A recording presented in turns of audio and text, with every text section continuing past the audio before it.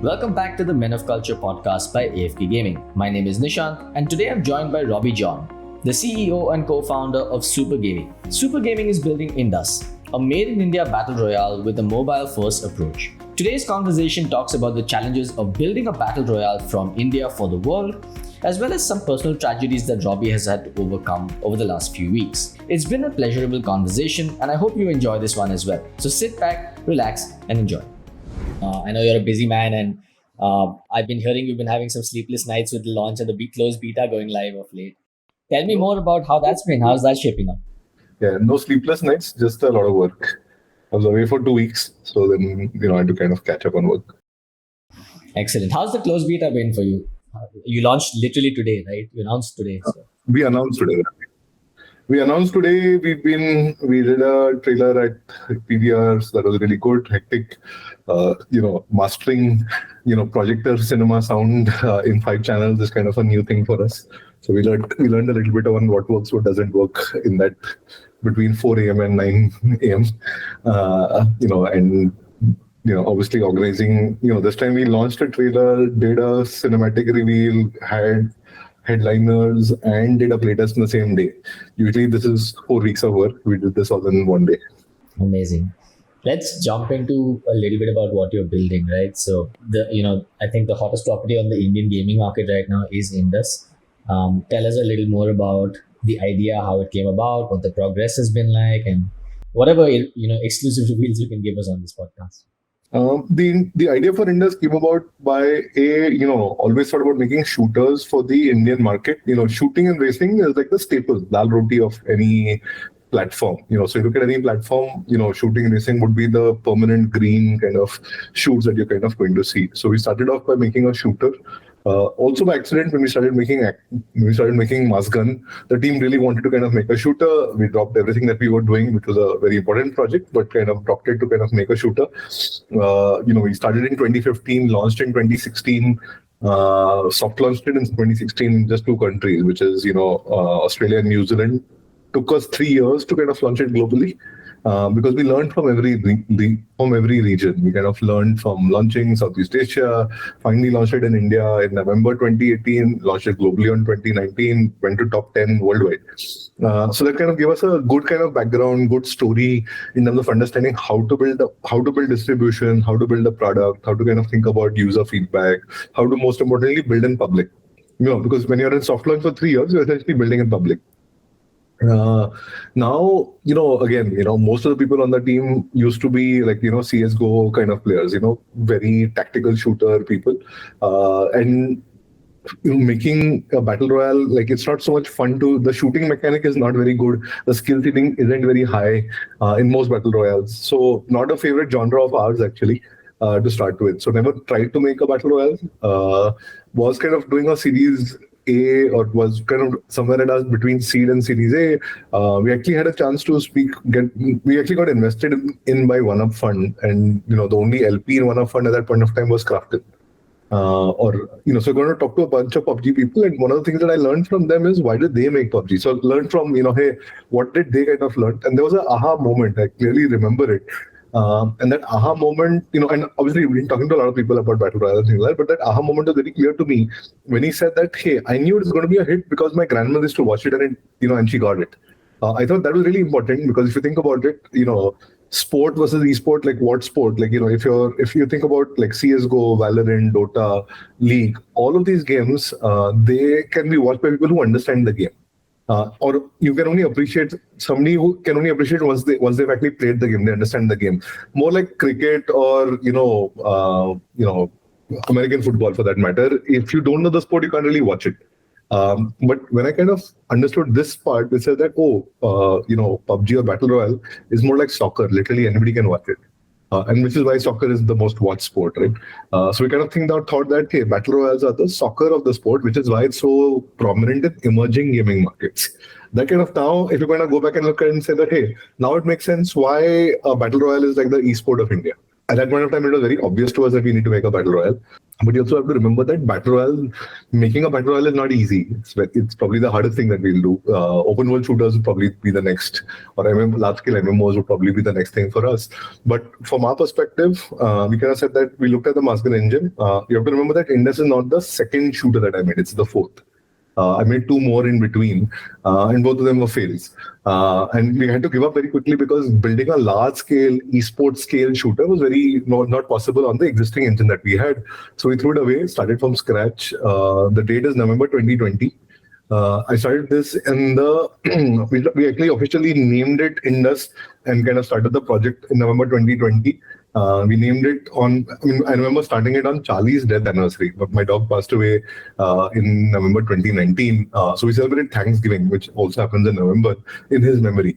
We did this on his first death anniversary. So I remember the day. Everybody around us remembers it around that day itself. I don't know who came up with the name. We kind of give ourselves collective credit for a lot of it. But the thing that we wanted to kind of do when we were naming it was to be something that people understand or people get very quickly. Indus is a chapter in our history textbook. 1.5 billion people have kind of read it. And the good part about it is not everybody knows what happened to it. So that's really how we started Indus. We said that, hey, we'll tell you a story. What if the Indus Valley civilization didn't really die? What if it flew off to a distant galaxy? We are now discovering this galaxy in the year 2500. Inspired by the success of the movie Black Panther and what it did with telling the traditional art, culture of Africa, but also saying Wakanda is the most futuristic city in the world. We said, hey, for an aspirational generation like ours, this would be a beautiful connection which kind of combined what we're already very proud of, which is our 4,000-year-old history, art and culture, but also saying that we are the Wakanda of India. We showcase the best of India, of what we should have been, what we could be, and what we still can be. So that's kind of a little bit on the story background of Indus. But it also kind of fitted well. If you think about it, that's probably one of the best decisions that we took to kind of make a, really like a really big, hairy, audacious goal, right? Building a real-time battle royale for 60 to 100 players running, and then, going into those areas which even the bigger companies haven't gone to, which is building it on lower end devices. So that's kind of the story of how Indus began. So you mentioned, some elements of esports that you're incorporating into the game as well, and obviously battle royales, like you mentioned, they are by nature competitive and have an esports, I would say, allure to them, right? How are you incorporating esports into Indus specifically? And, more importantly, how are you viewing esports as part of your ecosystem? Is it, purely a marketing activity? Is it something that you're looking to build as a sustainable line of business? How are you thinking about it? So I'll tell you a little bit about what we kind of think about from the 3 layers of building it, right? We say that, hey, we've got to think about how do I get your attention, which hopefully I've got with the story background of Indus. How do I kind of, retain you? And how do I kind of monetize you? Those are the 3 layers that we kind of thought about. When we built Mask Gun, we realized that it was a casual shooter, more arcadey, more action shooter than tactical. Making that into an esport was not possible. But the key part that we thought about of why esport, why entertainment, is that we looked at a lot of battle royales and they did not have a skill ceiling. And at that point of time, it became very hard for even the best player to be sufficiently distinguished from everybody else. Very few games can be an esport or kind of truly can have esport capabilities unless their skill ceiling is designed upfront for it. And that's really what we kind of took as a 0-day activity at Indus. The first 6 months were just thinking about how will the guns of Indus be. Inside, if you look at the gun designs for Indus, and I'll show this to you sometime, is, we kind of thought about ballistics, gravity drops. Every gun is kind of there inside of it. And mostly to kind of think about handling those 3 elements of what are called, self-determination theory. Why do people play a game? Autonomy, you get to choose how you want to play. Play styles could be very, very different from everybody else. Not just the weapon or the character or the abilities that you're kind of playing with, but also your tactics. Somebody's a run and gun guy, somebody's a rat, somebody's somebody's playing very tactically, looking at the overall situation. The second part of it is mastery, which says, so autonomy first, mastery second. People spend years mastering a weapon, mastering tactics inside of it, mastering what to throw, when to throw, what gadget, what gun to use, when to use. And the third layer is really relatedness, knowing the environment, what you're kind of set in, kind of knowing the map, relating to it as well. That's kind of the 3 parts inside of it. The reason that we kind of chose and thought about esports there is that we saw this opportunity to build mobile mobile esports from ground up. Nobody MLBB is probably the only real mobile esports that I kind of see that people have spent many years kind of perfecting, and just from the leagues that kind of run inside of it. Everybody else is kind of still coming up. PUBG's got a great esports league, but I was not sure whether it's competing with their PC league as well. But just a pure mobile piece, that's kind of where we looked at the opportunity, not just from a player perspective, from an esports perspective, but also from a viewer perspective of it, which says that, hey, if somebody is watching this game from an esports perspective, he should be able to appreciate the skill of this player. He should be able to appreciate the tactic. He should be able to understand the tactic of this player. He should be able to understand the long and short of it. And that's really the piece that, we kind of designed it for. We have a few emergent gameplay ideas also. And we thought that Battle Royale itself was about 5 years old. So that kind of gave us a new fertile ground. Instead of just rinse, repeat and doing what everybody else has already done, we could thinking about newer forms of Battle Royale that are coming out, whether it's, the looter shooter element, whether it's the extraction shooter element, whether it's new forms of winning the game versus being the last man standing. So those are new things that we've kind of gotten inside of it. And, based on just real feedback of what I've kind of seen from, the last 2 playtests, I can tell you it's working. Or it's along the lines of working. I won't kind of I'll still be humble enough to say that it's still work in progress. But, I'll still say that, the excitement that I've kind of seen with all of the people, the screaming, shouting, the, punching in the air when the game is over, kind of gives me a feel of, hey, this is, getting in that esports zone where every game is not predictable till the last second. But somebody with true skill can still be kind of the best player in the game. Very cool. And have you thought a little further ahead beyond the product, right? Have you thought about how the ecosystem would function? For example, Riot and Valve have 2 polar opposite approaches, right? Valve is very laissez-faire. You can take my IP, do whatever you want with it, just, don't mess it up. And then you have the Riot approach, which is, hey, we want to own and control every single tournament. Have you thought that through yet? I would say that, between Riot, between seeing what Overwatch did, so there are enough lessons to be learned in all of these approaches.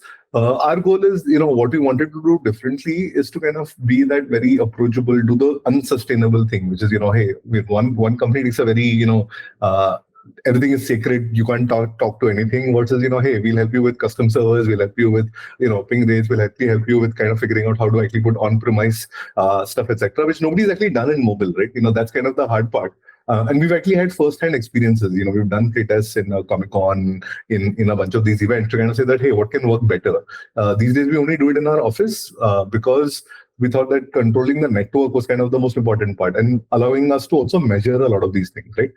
In a remote network, there are a bunch of, like when we've done Surat, when we've done Bangalore, there were a bunch of unpredictable things that got thrown inside of the matrix by testing in a controlled environment. We now have this setup that is mobile. We can take it anywhere. You've seen the Indus bus go everywhere. So that's kind of what we thought about, of taking a very hands-on approach of kind of working with the ecosystem and being very open in terms of, hey, what do you want to try out? We can actually do custom servers for you. We can do custom game modes, custom, options, etc. These are all pieces that we want to kind of think a little bit about. But like I said, we're not in the GTM mode yet. We're still in the dev phase. But even providing great spectate tools, great viewers between every playtest, those are also our tooling for esports that's continuously improving. Roaming cameras, being able to find those moments automatically. Very excited about the AI piece inside of it. Versus today you've got people watching the game, but tomorrow AI just comes in and kind of who's understanding what parameters, where to kind of shift to. Our game itself is run by a game director or AI that kind of runs it based on what all the parameters inside of it. So kind of bringing that out to the spectate area is probably the next big thing that we'll do. So, Robbie, I'll confess, right? I'm a complete noob when it comes to game development. I don't know head or tail of it. Right. So help me understand what the challenges are of developing a Battle Royale game, and specifically doing this in India. I don't think it will be just India. Remember that mobile battle royales are not made almost in most countries in the world. The 3 studios that make this really well are all in China, Timmy, Quantum, Lightspeed, and derivatives thereof. So I do think that it's a game of scale, right? One is like, think of it as any Valorant kind of shooter, CSGO is the size of a stadium. But a PUBG or a Battle Royale is the size of a city, 10 square kilometers, 16 square kilometers. So you've got to make a whole city inside of it, make it believable, make all of that load, and all of that has to load on a lower end device. So making a very large open world run on a lower end device is probably the crux of our problem. here. The second piece is, if you kind of think about a Valorant CSGO, that's a 10% player, right? 5-5. But when you're thinking about a Battle Royale, you're thinking of 60 people. Completely authoritative, 60 to 100 players inside of it. You need to have the player liquidity inside of it. So that the rooms are getting full really quickly, but at the same time being able to handle 60 people in the same screen, sometimes data from 60 people on the same screen. So it's a game of scale. So I would just say that Battle Royale is equal to game of scale. So building a Battle Royale game for us was, the challenge was, hey, how do you build a game of scale? How do you be innovative? At the same time, how do you be so technically innovative that you can actually make it run on lower end devices? If you look at Mass Gun is my last shooter that we shipped. It is still only 150 MB. It does everything that a TDM shooter can do, but it is still less than 150 MB, which kind of gave us the confidence of saying that what people are doing in 500, 700 GB, we could actually do in 150 MB. So imagine the 3-5 GB that people are doing, we could probably pull it under a GB. We could probably have it run on lower end devices. When we started, we kind of said that it should run on an Oppo A15, which is today an 8,000, 7,000 rupee device. We still test only on that device. Does that apply for Indus as well? Will Indus be playable on devices? That's for Indus. So we thought of an Oppo A15 for Indus, because when we're making a game of Indus, we're making it for India. We're kind of making it for the tier 2, tier 3 kind of audiences.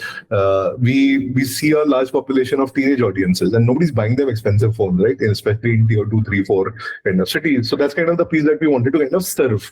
But it also serves a dual purpose of saying that, hey, the moment you hit lower end devices, you hit emerging markets, just like India. But you also kind of give it player liquidity. There's a lot of player liquidity there. And that's kind of something that we kind of thought about heavily, which is why it was much harder. Like making this large scale game, but at the same time making it for lower end devices. That's kind of the two hard problems that we had, but we thought that would be a competitive advantage going forward. So I would say that those are the two biggest challenges. But our personal philosophy has been, obstacles are those things that we see when we take our eyes off the goal. So when we kind of had such a big vision, aapka goal hai India ka best game bana rahe ho, you're saying that, hey, I'm going to make this, Indus, I'm going to tell our story. That's your big time goal. Everything else is a smallish obstacle at that point of time. I would just say that the moment we declared this very large objective, or which big, large, hairy, audacious goal, everybody showed up. So everybody in India talks about talent. I said that all that talent is there. You've got to build it. And because we've been building a studio for about 15 years, we understand like what to do. Maybe we understand better what not to do. So over a period of time, figuring out how to run this, how to kind of find the skill, talent, build that talent up, is kind of what we were able to do. All of the talent exists in India already. Nishan, like all of our pieces, everything that we've written is, written by a team here in India, built here. What most people don't understand is, hey, how to use that talent well, how to kind of retain, monetize, mentor, build that talent up, how to kind of give people their own thing to do. I think over a period of time, we learned how to run a better studio. And I think our mission as a studio is show, don't tell. But you'll see that, in a lot of our videos, we also talk about how we're making the game, why we're making it this way. For more from a developer audience also, even that has kind of become like a, attractor of talent for us. But I think the biggest attractor for talent is just putting your, stake in the ground and saying that, hey, we're going to build something like this. So, Robbie, I want to double click on that a little bit, right? Because this is a topic that's very interesting to me. There's two sides of this equation. One is hiring the talent, and the second, like you mentioned, is retaining and building them up and, making sure they're hitting their career goals. What's your, your strategy like when it comes to this? When top tier talent applies to super gaming, how do you filter them in or out, and how do you take them through the journey of becoming? I think overall, I think a lot of people talk about like professional esports or getting like cutthroat and all of like very professional. I've kind of deferred all of it. I kind of call my company a family. I actually have it right in front of my thing. I always show people this thing, like, hey, I always think about my company as my family. I only operate on that principle. And the reason that I did that is I kind of found that I was most productive when I found myself comfortable working in a place. When people treated me well, when people kind of, handled me like a family, I thought that was what people were also looking for. Everybody's kind of trying to find a peaceful place to work, which kind of allows them to be creative, allows them to be expressive, when they know that everything else can be taken care of. I thought that that's a philosophy that most people don't kind of do. But I also remember that that's the philosophy with which I started my studio. So one key thing that came in when I first started my studio is that I kind of said that, hey, our company's vision, mission, goals are kind of built around a tree.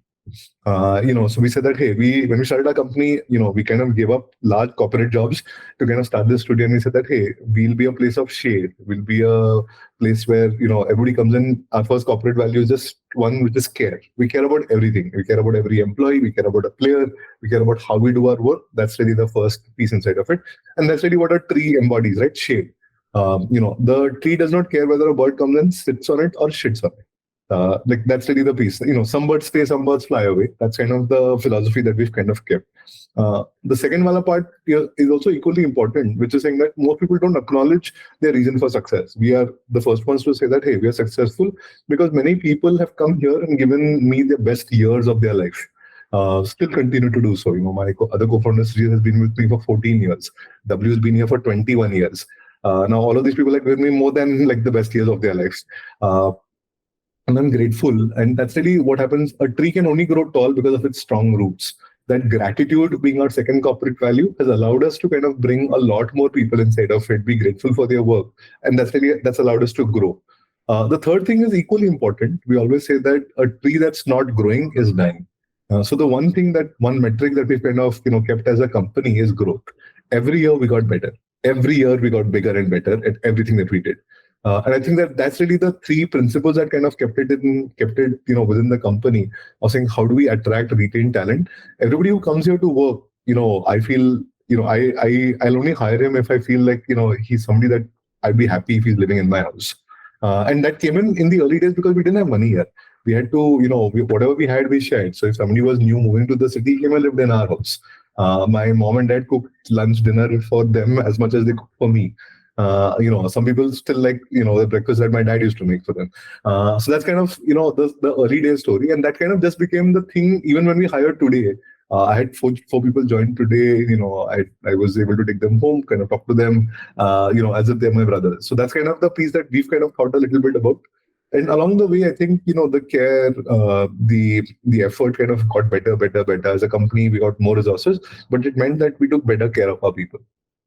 We've had a bunch of unfortunate accidents also. I remember I was with you in that mall where, I had a Chella from my team. I'm showing it to you here. Can you see that picture there? Yes, we can see it. So Chella passed away, in a tragic accident. I was sitting at the Apple store, above the Apple store with you at that point of time, and heard of this. It kind of shook my world that day. But in the 2 months since, we've taken care of his family completely. We've kind of, he's the only credit in Battle Stars. That's the kind of, so we call this Chella's game, like he's still in the game somewhere. That's beautiful. And that's kind of something that we kind of think a little bit about of how we've treated our people well. And we felt like, that's, I think, corporate life could do a little more better at just this one piece. I think that, when people come inside of our office, we'd like them to think that their blood pressure should come down 20 points. That allows you to be more creative, no? Robby, let me tell you, this is very refreshing to hear from a VC-backed company, right? Because every other every VC-backed founder that I've talked to, their world is on fire. Whereas you seem like this Gautam Buddha sitting in, yes, you work hard, but you're making sure that everyone else is not taking as much stress. No. We kind of say that, hey, stress to life mein rahega. How do you kind of work hard when you don't have to worry about these things? Yeah? Everybody can feel free to approach us, talk to us about what their problems are. I've gone to people's houses, visited hospitals with a lot of my people. And, that's really the part that, we've all been together through. And I think that's kind of something that not a lot of people understand and appreciate. But I chose to be a game developer because of this. In 2008, when I was thinking about what to do next, I thought that India ruined software jobs by, people write code when you put a gun to their head. And when I was, the last company that I worked in, was the complete opposite of this. Average experience was 27 years, invented the term Silicon Valley. But inside of that company, I saw what truly Silicon Valley meant, which is, people sing, draw, paint, but also write code. That's the same level of art, so to say, expression. And they've not ruined the job of writing, writing code and express is a form of expression, is a form of art. Building a product is a form of expression and art versus just being able to track KPIs. I thought that is something that, only game developers had. All the people that I met who were game developers at that point of time in 2007 and 8, their families had given up on them. Iska kuch nahi ho sakta, everything is life, all of it. But those people were the most passionate people about anything that was there about code, making it look good, making it run well. I thought that this was my tribe. And today my tribe is 150 people strong. But these are still the same kind of people whose maybe families have not given up on them now. Now that all of them are a little more successful in this kind of an established career path, a lot of them feel like, oh, cha, kuch to sahi kar rahe ho abhi. So that's kind of, initially it was kind of not a lot of people understood what we did, but I think now everybody understands it. Lovely. Let's shift focus back to the game, right? So I wanted to talk about the overall ecosystem. Now, there's no denying it. BGMI is going to be one of your biggest competitors in this market. Sure. Free Fire as well, right? Sure. Let's understand what PUBG Mobile and BGMI did right in your view, and how is Indus gearing up for this fight? So I went to YC, and one of the things that YC kind of taught me is doing unscalable things, fighting your war.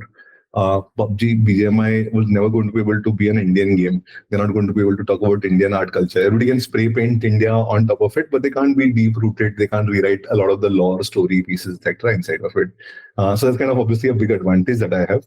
I built my game for creators and people who are streaming it as well. In PUBG and Free Fire, you have to create the narrative around what you're doing.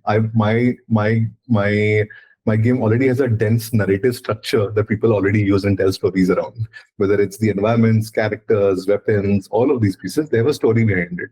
That was obviously this rich subculture that people are kind of picking up and talking to their streamers about. I think that's a competitive advantage that we had. But I also think that, Nishant, contrary to what you think, is this is not a one player win all market. Everybody plays every kind of game. So I'm confident that we'll get a lot more streamers kind of play our game. Obviously, the bans, etc., have led to a point where, all people will not put all of their eggs in one basket. So that's obviously already there. But I also do think that, it's slightly different in terms of how we operate. You can go to a McD is probably the best restaurant or the best QSR, quick service restaurant in the world. But, do you go to a McD every day? I'm not sure. You probably go to a chai tapri right outside your office or a small thela right outside your office where the proprietor owner knows your name. He knows what you really want, how much chini you want in your chai, how much tikha you want inside of it. And if you don't come the next day, he'll kind of say that, "Arey, kal kya hua tha?" That's the guy that you'll speak to. I want to be the chai tapri thela that you'll come to every day, not just for the game, but also for the community. And that's really how we run our community. And I think that's the unscalable part that large corps might not be able to kind of do. But that's really how we run our company and our community till now. And that's really what we've kind of thought about, saying that, hey, we might, you might not care whether the chai thela wala serves the best chai in town, but it's the one that you like. I think that's really the part, or the one that you're used to. I think that's really the piece that we've thought about. That's really who we are. And I think that's a very different approach to kind of thinking about why do you use people come to you for what you do much later. They come to you for why you do it first. Interesting. So if I'm not wrong, you're viewing this kind of like how the fighting games community has evolved, right? You'll have the same pro player or casual player playing Street Fighter as well as Tekken, and probably at the same tournament as well. Correct. So, there it's again, the choice of game kind of matters a little bit because, the same Tekken player might not be as good as the other player. But I do think that, shooter games people are not just playing it for the competitiveness, like I said, they're playing it for the autonomy. They're also playing it for the relatedness. What kind of players are there, what stories exist, what communities exist. I think that's something that I've learned by just running a game that has about 70, 80 million users. I run Pac-Man as well, which is about 800 million users. And people still come back in droves to play those games. And we've never spent any marketing on those games. I don't think Mazgan is as good a game as Indus as well. So kind of now that I've kind of built a better game, I kind of think that, hey, that community aspect of people coming for connection, like I can't, I've been only putting people on block calls because the moment I put trailer out, everybody's calling me to get a closed beta. And these are people that I don't know. My number is out there somewhere. But that's kind of something that I'm going to still run that way. I'm not going to be an accessible piece inside of it. I want to be very accessible to my players. I want to kind of listen to them. I want to kind of hear their suggestions, improve it. I don't think very large companies have this luxury. Great. And this was actually my next talking point, right, about community engagement and what your player feedback process is like. So Indus is not out yet, but you've already done 4 play tests or community tests? See, we do 5 public. We've done 5 public playtests, but there are, a lot of people who, come inside our office, play the game. We're showing it to people every day, right? So obviously seen a lot of feedback. Concentrated feedback comes in from playtests because it's a larger environment experience. How many players kind of have played it, I don't know yet, but, maybe in the thousands at this point of time. But kind of getting that feedback, like maybe, I would say about 1,000 people outside of our team have kind of played the game. Feedback is mixed, common, good, bad, ugly, all of it. But over a period of time, the bad goes away, and it doesn't become a negative. It kind of becomes a suggestion, and that's kind of something that we see, and that's really the way that we know now we are on a predictable path to release. I was saying that okay, now we're only getting improvements and not fixes, which means that okay, now we are getting there, and we can probably see the finish line a little bit. So when is the finish line? I don't know yet. Like I said, running a game with 100 people on a weekend versus running 1 million people in a day is kind of very different, right? I kind of run another game called Battle Stars as well. We had about 200K pre-regs there, grew to 5 million in 60 days. So in Indus, we are already at 5 million pre-reg. I don't know what that number is very large at that point of time. I don't want to be disappointing my users. So I want to be a little more careful because I'm competing in a market full of very highly polished games. And I can't, apply the brown discount here. It says that, nahi sir, thoda adjust kar lo, made in India, lekin tabhi khel lo. That's not who we are. We take great pride in our work. We want people to say, wow, ye made in India. That's kind of the way that we want to think about it. And if you read our comments, etc., I think we're getting there. Let's talk money, right? What's the monetization model like for Indus? Game is free to play. It's going to be on PC, console, and mobile, but mobile first. Starts in mobile, yeah. How are you going to monetize? Mobile players are less forgiving than PC and console players. Are more forgiving. Are more forgiving. Sorry. More forgiving, yeah. So I think I was going to say that PC and console players are less forgiving, and rightly so. But now when you think about it, monetization has evolved, right? In-app purchases continue to be this thing. I'm seeing a lot of in-app purchase improvements in India.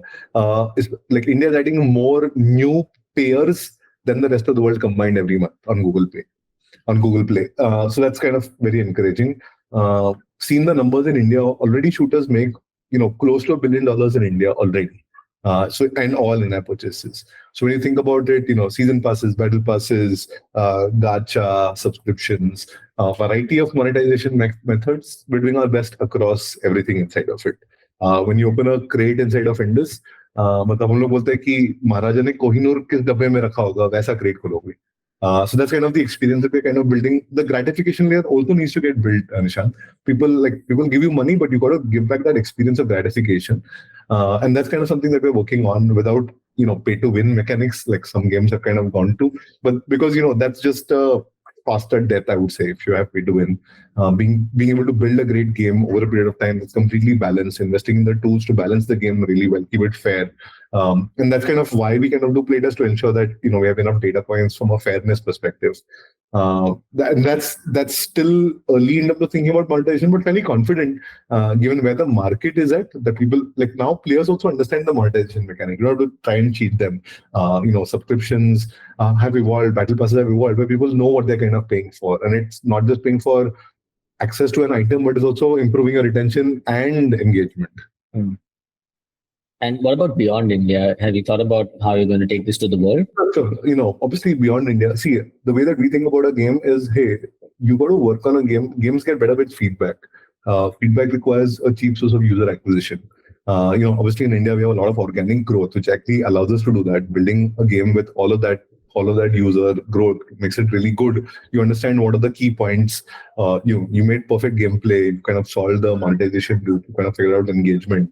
I do think that, one thing that you'll have to remember, Nishant, is when you think about abroad, we already have more than, I would say, 40% of our pre-registration numbers are outside of India. Okay, that's news. So you have to remember that we're an international company. We've already, of our 150 million users or so, we have more than 75 million outside of India. And the funny part of it is, it's the same playbook, Nishant. Hey, be that tapari. People feel good about it. People, I've had so many messages from international players, as personal consolation, condolence messages over the last 2 weeks on Discord, on my Slack, etc. But just this community of these players that I've kind of built over a period of time. And that's kind of something that I think about, like saying that, hey, players everywhere are the same. But building a great game, you're doing it in India mostly from a region server cost infrastructure perspective, and then kind of taking it out there. And people still like to play a great game. People still play Mazgun worldwide. We have more players outside of India than India still. And that's kind of something that we think that we'll kind of grow to. Monetization gets better outside of India as well. Just the maybe the desire to pay is already there, but the ability to kind of also pay is much better outside. That's something that we feel confident about. But if it's a great game, it'll make money everywhere. I want to hear more about Super Gaming as a company and as a family, right? You've got founders with over 10, 15 years of experience, maybe more now, when it comes to game development. How do you segregate the roles between the co-founders? Good part of our company is all 5 founders are programmers. So each one of us runs a product. So that's kind of easy to kind of think about. Sanket runs marketing overall. I run org overall. W runs infrastructure overall. But other than that, Srijit runs the Pac-Man studio. Christel runs the Battlestar studio. Sujit runs the Indus. Between Sujit, Vamsi, and Galan, they run the Indus studio. I kind of I'm the executive producer on it. But that's kind of, and Sanket runs our product and marketing. So what we kind of sat and did was to kind of say that, hey, what are we all good at? What are all pieces that we can run? And what are some of these overlapping functions where we need help from each other? So that's what we did. And then we are slowly building out the second layer as well, the director level. While the C-level pieces are the older people, the director people are fairly young people. And we're kind of building that out slowly. But I think we're there now, managing a large team of 150 people running smoothly. It's always a challenge, right? But, and especially in India, because this talent is scarce, it's kind of has to be built over a period of time. So you're almost inventing the vehicle as you're kind of driving along. So you've obviously delivered some winners over the years, right? Mascon, Silly Royale, the Pac-Man game, etc. Across the history of your company, right? If I were to ask you, what is one statistic that you're most proud about? A star rating. I've not made any game that's not 4.2 at least. So we always say that Banduk hona chahiye. The Banduk is only 5-star ratings on the top. And we kind of measure our team's progress, etc. just on that, right? It says that, hey, don't listen to what Robbie tells you in appraisal. Listen to what your players are saying about your game. Ultimately our measure is out there. Like as a consumer apps company, players give us our best feedback. They tell us whether we are doing a good job or not. I think that's really the critical wala piece inside of it. I do think that, that's probably something that people care about. And here we as a company, players are our North Star. We care about that one metric obsessively. Of saying that, oh shit, we're getting hammered in all of these places. We'll try and fix all of these. Some we can fix, some we can't fix. Like, hey, some games don't run on lower end devices or can't support a really old Android version. I can't do much with that. But a majority, overwhelming feedback is always 4.5 stars. So from what I'm taking away from this conversation is there are two tenets that you focus on immensely, right? One is building in public and the second is consumer focus over product focus. Players are a North Star. Interesting. Any key metrics that you can share with us regarding DAOs, MAUs, revenue, profitability, whatever you have out there? See, obviously, we're not a profitable company, but we don't burn as much as well. We've kind of thought about this long journey. We've not raised a lot of money. If you kind of see what we've done with less money, that's because we know how to do more with less. So that's one part inside of it. Delivering a battle royale, everybody says it'll cost you $40 million. I think we can do it in much lesser. And just because we built an engine first. I think what the piece that we got right is build an engine and then use the engine to build every kind of game on top of it. So I think that was really a strong investment from our side. Now, from a scale perspective, like I said, we've had more than 150 million organic installs, more than, I would say, 3 million people in a month play our game. Play one of the titles that we've built, not Pac-Man. From a profitability perspective, we don't burn as much, so we have enough runway for the next 2.5, 3 years. Don't have to think about money for a little while. But also kind of don't want to kind of, if something catches fire, we want to be able to have enough fuel to kind of, put it up. So that's kind of how we think about it. Our goal is to operate like a bootstrap studio, but at the same time build in public. The only metric, like if you said, the only KPI that we'll do is every month we'll release. That's something that you'll see obsessively. We will put out a release for every one of our products every month, unless we kind of said that now it's on maintenance or something like that. If you're actively developing it, you see an update every 2 weeks at least. And what's next for Super Gaming and Indus in general? हम लोग बोलते हैं sir नाम super है तो काम super होगा. That's kind of what I want to kind of stick to. But I would say that Indus is our flagship product. We think that we have got the ability to kind of tell players and people all around us that all of these things are possible in India. हम लोग कर सकते हैं तो कोई भी कर सकता है, ये हमको बोलना है. Our goal vision for Indus is to show people that all of this is possible. You don't really need to be flash to kind of do a lot of these things. Just keep your head down. Think about the biggest idea that you can build slowly towards it, get feedback, get better at it, put it out there, get more feedback from players, make it better. That's really the thing that we think about obsessively. If you look at all of our products, we used to make trivia games 12, 14 years ago. We're now making Battle Royale. So obviously the skill curve has kind of improved over those years by just keeping those simple principles. Player, North Star, heads down to release. Bus. So we kind of, that's really the 2 or 3 pieces that we kind of have advice for other people. And we're hoping that seeing our success and seeing the fact that Battle Royale, like, Bannister broke the 4-minute mile, but 26 people broke it in the next 3 months. So that's kind of the piece that we think that, hey, it's possible. While our message, once everybody knows it, and there are many people already doing this, there are much younger, smarter people than us. It's taken us more time to do all of these things, but I'm hoping that seeing us being successful at something hard and large, there'll be a lot more studios that will do this. And that's when the landscape of gaming in India will change. Lovely, Robbie. Just one last thing before we wrap up here. I want to know a little bit about you. What is your knowledge diet like? What do you read? What do you consume to keep yourself sharp? See, I read obsessively. Which means that, if I hear about a book, it's on my Amazon list. So if you see my background, it's all books. And that's one of 3 libraries that I have. So I've read, this series of books inside of it. It's called Boss Fight, which is like the deconstruct postmortem of every game ever made. So that's kind of what I've kind of been reading quite a bit through the years, and that kind of told me that everything before it got big was something small like you. Every investor that I've raised money from, I've gone and raised money from all those people who actually made things, like the founder of the Xbox, people who've kind of shipped massive titles, and everybody's told me the same thing.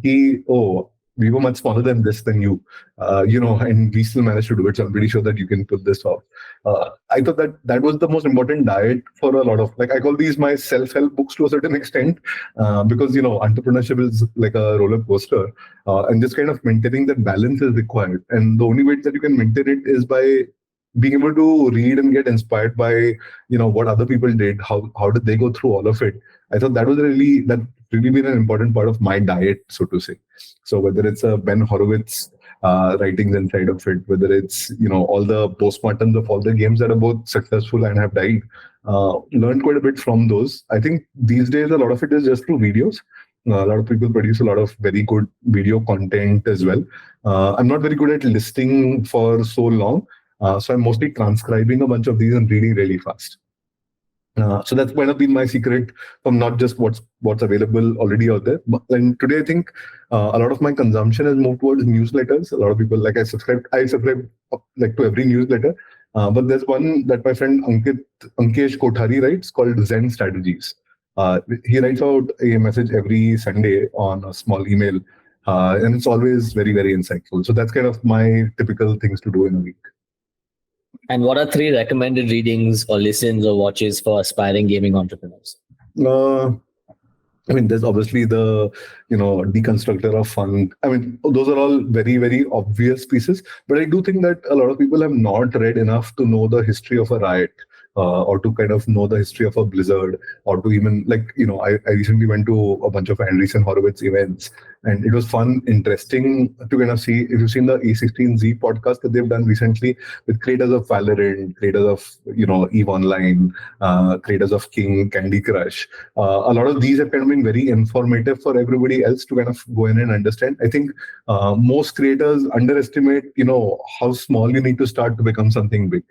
I think that's really something that, if there was a lot more reading around it or a lot more material around it, I think a lot more people would feel a lot more confident in their entrepreneurial journey. Excellent. Well said, Robbie. And it's been an absolute pleasure learning from you today. I hope, our listeners have learned something new as well. Any shout outs, anything you want to put out there before we wrap up? I lost my mother 2 weeks ago, Nishan. And I kind of decided to dedicate all the work that we do to all of our mothers, because I was confident that my mother was just an archetype. All of our mothers spend an insane amount of time shaping who we are and what we become. So this playtest and this thing that we did on August 15, we dedicated it to our mother and our mother India as well. Which is really the larger piece inside of it. We think that, as youth of an emerging country like India, it is now our time to make something great in this country. If we don't do it and we don't kind of find the Kohinoors in the 700 million young people under 20 that we have, I think har mein Kohinoor basa hua hai. Finding that, shaping that is really, I would say that the message that I'd like to leave everybody with. That's really what all of us at Super Gaming are doing. I've got 150 Kohinoors in my office, and I'm always looking for more. I'm very sorry to hear about your mother, Robbie, and I wish you nothing but strength and good luck going forward. And of course, to you and the entire team, we're all rooting for Super Gaming to deliver a hell of a product here via Indus. Looking forward to the release. Thank you. Nishan. Pleasure to be here. Thank you, Robbie. Have a good one. You too. Bye. And with that, we've come to the end of today's episode with Robbie. If you've enjoyed or learned something valuable, don't forget to subscribe to us on YouTube or on all popular podcasting platforms. This is Nishant, going AFK. See you in the next one.